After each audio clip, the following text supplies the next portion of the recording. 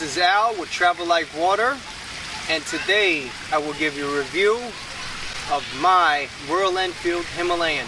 I'm going to give you my thoughts about my experiences thus far riding my own Royal Enfield Himalayan. Stay tuned, it might just surprise you.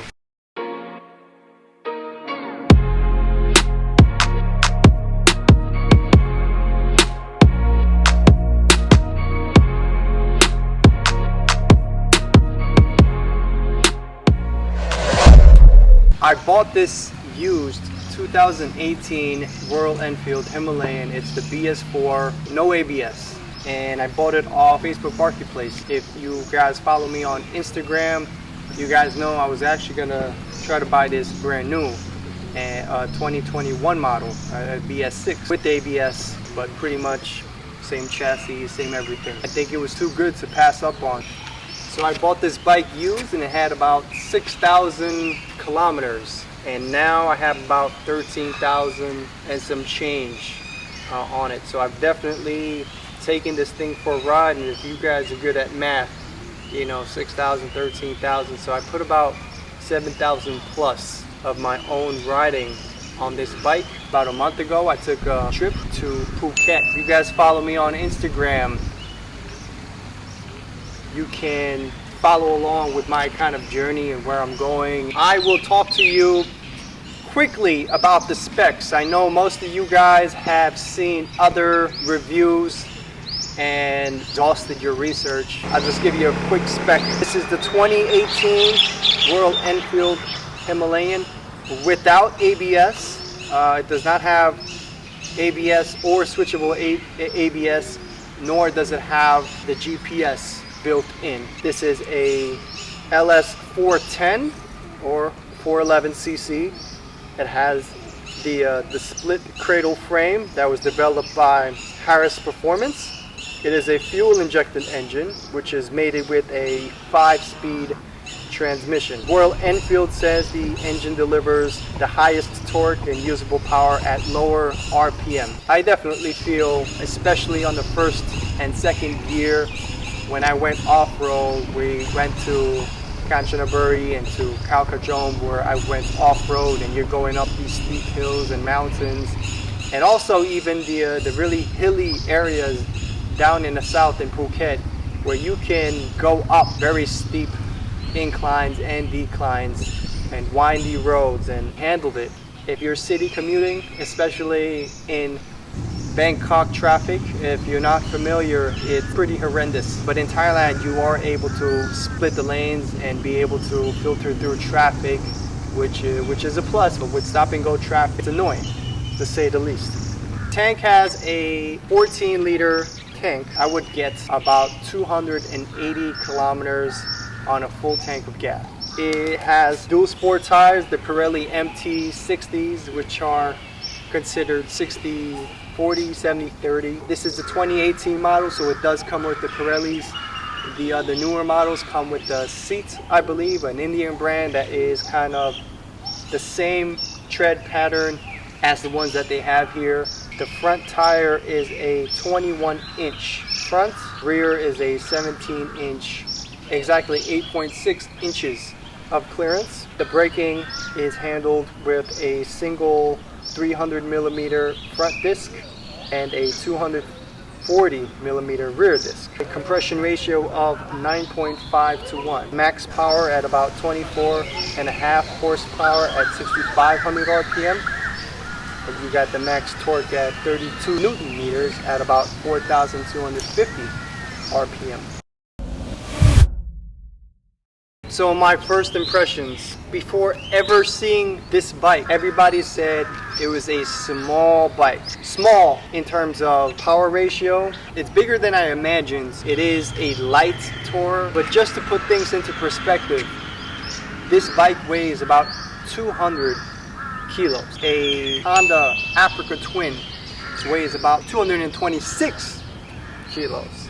So that's only a 26 kilogram difference between these two bikes. The Africa Twin has about 4 times as much power. It's definitely not a fast bike. It's a really slow bike. A few things that stuck out to me was this bike is definitely on the heavier side. And what I mean by that is it is about 200 kilos wet, more with the panniers,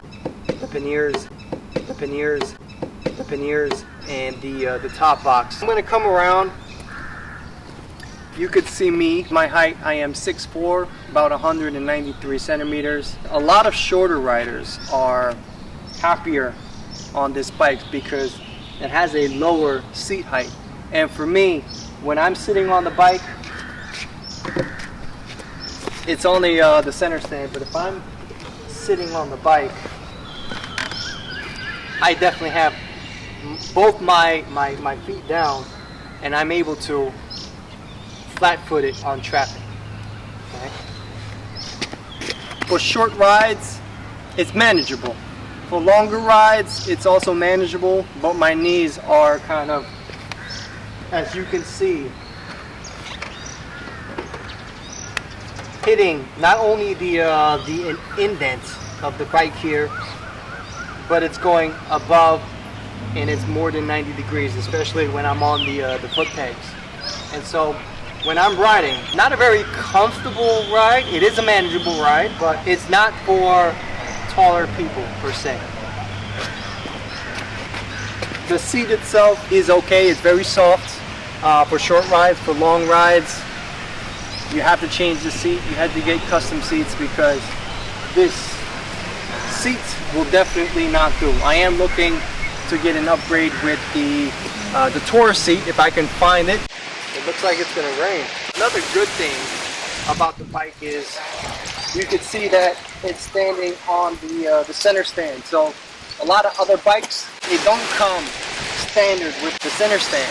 And I think it's good that it comes with the center stand because you can, on longer trips, you can clean and lube up your chain. That comes really handy when you go on for these longer rides and not having to go into a shop to be able to fix it. You can kind of do it yourself and have your own can or your brush as well. The only downside I would say is I went off-road, I went to the trails. You're hitting the center stand on the ground, on the rock. You can hear the center stand scraping the bottom of the floor when the suspension or the springs kind of bottom out when you're going off-road. So that's, I would say, is the only downside, but for other bikes, it's optional and this is standard. So I think that's great what Royal Enfield is doing. All right, the weather is getting a bit crazy. It's dark, you guys can see the clouds. So I'm gonna try to wrap this thing up as quickly as I can. I've ridden 2 up.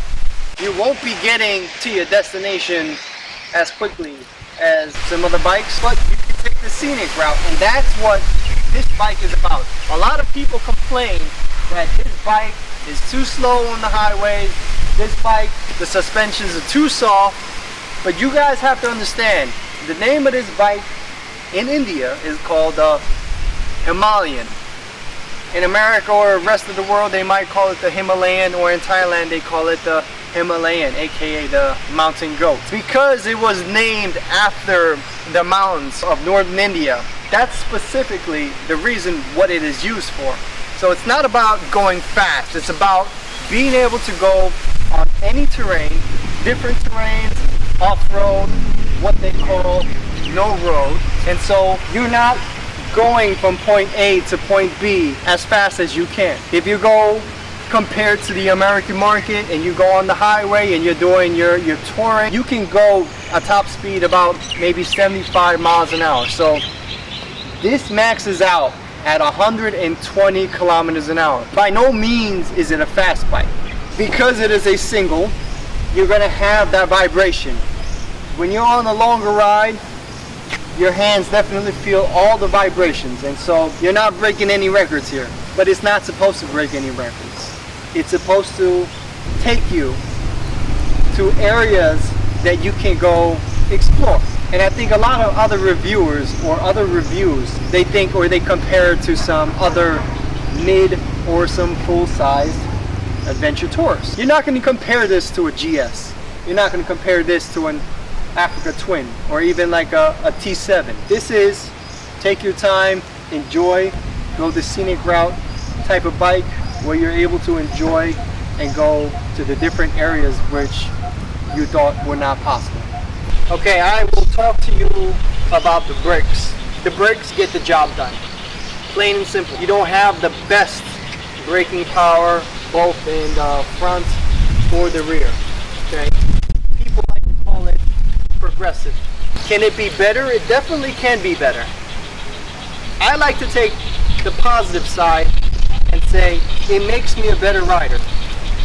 Reason being, I need to be able to scan as far and wide and to see what's going on. I make sure that I have my hands ready to brake at any time. You definitely will not be doing any stoppies with this bike, nor will you have the power to get up to that speed to be able to do some stoppies. Nope. But that's not what this bike is intended for. Let's speak about the torque. The torque will keep you going. You've heard it not only from me, but you've heard it from probably every other reviews out there. But it's the torque that keeps this bike going through any type of road, single track, mods. Of course, it depends on the tires that you have, but it will keep on going, especially when you're going uphill. I'm not going at a high speed or I'm not going quickly, but you just constantly just keep going and going and going. And you know that it's not going to stop on you or you're not going to stall because it's going to just keep moving at that slow, steady speed.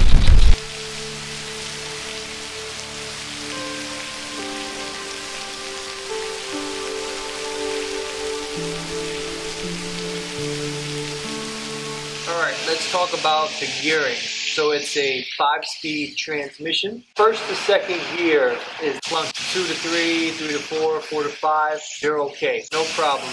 Can it be smoother? For sure. From 1 to 2, I definitely feel that clump. I go through a lot of false neutral, especially trying to go from 2 to 1. You have to find that sweet spot, and it's still, I mean, I've had months to practice, and still, it's kind of hard. And sometimes you see a dash, it doesn't quite read which gear it's supposed to be in. And then sometimes it takes such a long time that it just stays there. So you try to go back up or down so it kind of reads it and then do it back to neutral again. After 60 kilometers, you switch to 5th gear, and then after that you go all the way up to their top speed, which is about 120, or the fastest that I have been, probably downhill, smooth pavement, was 125, and that's the max. So I think that's equivalent to about 75 or a little bit over 75 miles an hour. Do I wish I had a 6th gear for the highways? Yeah, but I don't think this bike is necessary since it really doesn't have any top-end speed. When you're commuting around town, the 21-inch tire, or you're going through the turns, it's a bit big. You do wish you had a smaller tire when you are on the road. But on the flip side, if you're going over speed bumps on this big 21-inch tire, it definitely helps. And of course, since this is a dual sport adventure tour bike, when you're off-road and in the trails and going through some of these bits, it does its job. It does its job really well. So if I had to nitpick and say what the cons are for the price point, the overall package, and the intended use, if I had to nitpick and come up with some cons, everybody wants a unicorn bike. A bike at this price point, I don't think you can beat it. I don't think there's any other dual sport adventure touring bike ready right out the box as good as this. You're gonna have to pay thousands more. You're gonna have to pay double, triple, 4 times as much, even more. If you want to get all the tech, if you want to get more power, electronics, suspension is better, everything, you're going to have to pay the price. So I think everybody that speaks, they speak in a vacuum, where if they did not talk about the price of this bike, they would want everything to be perfect.